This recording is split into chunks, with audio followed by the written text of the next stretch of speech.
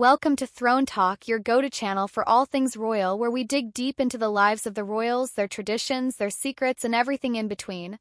If you're a fan of the British monarchy and their fascinating stories, make sure you hit that subscribe button and turn on notifications because you won't want to miss a thing. Alright, let's jump right into today's topic because this one is packed with intrigue, legacy, and even a bit of a surprise hobby that'll have you looking at Princess Anne in a whole new light. So, Princess Anne, where do we even begin with her? Known as one of the hardest-working royals, she's always been a no-nonsense, duty-driven kind of woman. But, as we've learned over time, there's so much more to her than her official engagements and royal obligations. Behind her sharp wit and incredible work ethic lies a side of her that most people don't really see. And let me tell you, it's fascinating. You see, Princess Anne has always been a trailblazer in her own way. Whether it's her equestrian accolades or her unwavering dedication to causes close to her heart, she's never been one to follow the traditional path just for the sake of appearances. And recently, during her visit to South Africa, she gave us all a little glimpse into a passion of hers that has its own intriguing backstory. And yes, there's a twist here. It's all about a hobby she wasn't even allowed to pursue. I know, right? A royal being forbidden from doing something? You can't make this stuff up. Let's rewind a bit. While she was in Cape Town, and met with young women who were competing for a spot on the Royal Cape Yacht Club's Cape 2 Rio sailing team. Now, this wasn't just a casual meet and greet for Anne. As someone who has a genuine passion for the water, she shared her own experience with the group. She talked about how, growing up, she was never allowed to sail dinghies. Yep, you heard that right, dinghies. For some reason, despite her love for the sea, that particular hobby was off-limits for her. Instead, she took up windsurfing. And let's just take a moment to imagine that, Princess Anne on a windsurfing board cutting through the waves. It's such a cool and unexpected image, isn't it? Now, this little nugget of information is so telling about Anne's personality. She's the kind of person who doesn't let obstacles get in her way. If she couldn't do one thing, she'd find an alternative and excel at that instead.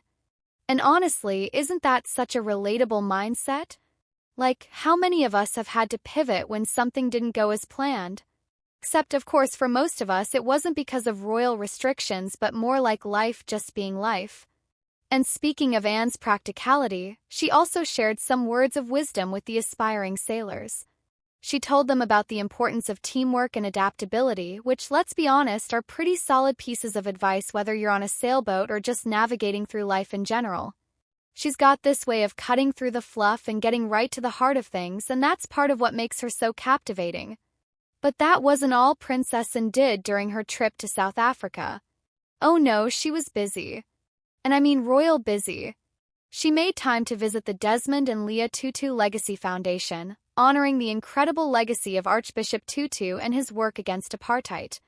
Honestly, just thinking about the weight of that visit gives you chills, doesn't it? To stand in a place that represents so much history, so much resilience, it's humbling even for someone like Princess Anne, who's no stranger to major historical moments, and also paid tribute to over 1,700 South Africans who lost their lives in World War I. She unveiled the Cape Town Labour Corps Memorial, which commemorates these unsung heroes. What's powerful about this is how it reflects her dedication to honoring history and making sure that no sacrifice, no matter how long ago, is forgotten. Now, a quick side note here. Originally, Princess Anne was supposed to be joined on this trip by her husband, Sir Timothy Lawrence. But unfortunately, he had to stay back due to an injury. Apparently, he tore a ligament while working on their estate.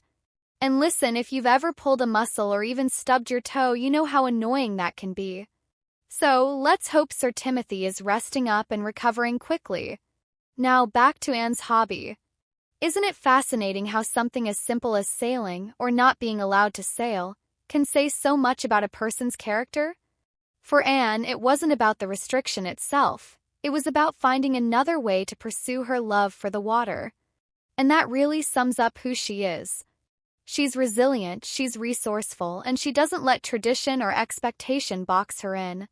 And here's the thing, this isn't the first time Anne has surprised us with her interests. She's always been full of surprises. Did you know that she was the first member of the royal family to compete in the Olympics? Back in 1976, she represented Great Britain in equestrian events. And no, she didn't just show up because she was a royal. She earned her spot fair and square. Let's not forget her love of animals, too. If you've ever seen her around horses, you can tell how much she genuinely cares for them. It's not just about the competitions or the prestige. It's about the connection she has with them. And maybe that's why she's so grounded despite being, well, a literal princess. So, what can we take away from all of this? I think Princess Anne's life is a testament to the idea that you can be both traditional and unconventional at the same time. She fulfills her royal duties with unwavering dedication, but she also carves out space for her own passions, her own identity. And in a world where it's so easy to get caught up in labels or expectations, that's pretty inspiring, don't you think? Alright folks, before we continue, if you're enjoying this deep dive into Princess Anne's life, make sure you hit that like button. And if you haven't already, subscribe to Throne Talk for more royal stories, insights, and maybe even a few surprises along the way. Trust me, we've got so much more in store and you won't want to miss it. Now, let's get back to it. Princess Anne's relationship with South Africa is actually quite symbolic. It's a reflection of the monarchy's evolving role in the modern world. Royals like and are no longer just figureheads, they're ambassadors, historians, and advocates. Anne does it all with this incredible sense of purpose and authenticity. And let's not forget how much and values hard work. It's a trait she shares with her late parents, Queen Elizabeth II and Prince Philip. Whether she's unveiling a memorial, meeting with young sailors, or giving us a rare glimpse into her personal interests, she approaches everything with the same level of commitment. It's no wonder she's often referred to as the hardest-working royal. So, what do you think of Princess Anne's story? Does her determination and adaptability inspire you? Or maybe it's her sense of humor and practicality that you find most endearing. Whatever it is, one thing's for sure. She's a royal unlike any other. Thanks for tuning in to Throne Talk. If you enjoyed today's video, don't forget to like, comment, and subscribe. We've got more royal stories coming your way, so make sure you're part of the conversation. See you next time.